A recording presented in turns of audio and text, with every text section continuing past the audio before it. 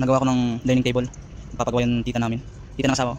Kasi walang dining table yung tita ng asawa ko. So gagawin ko yung mga plywood na mga retalitaso, pinagtugtong-tugtong ko. Kaya ito. So mamaya makikita nyo kung gaano siya kaganda. So hindi pa yan tapos. Gagawa pa. So mamaya lang ulit.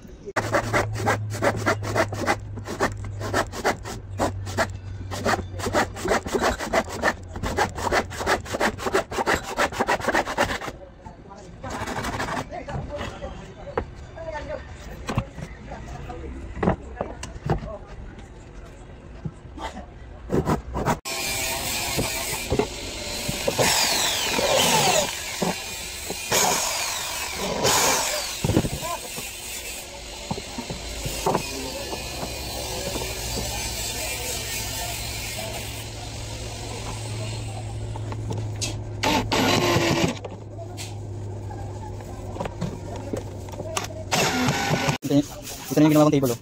Dining table. Napapagawa yung tita ng asawa ko ng dining table. Ito na yun. Yan. Ito yung design niya.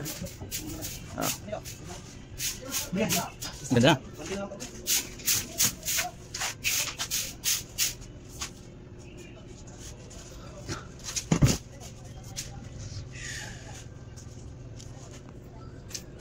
Bali, mga retaso na to. Pinagdugtong ko lang.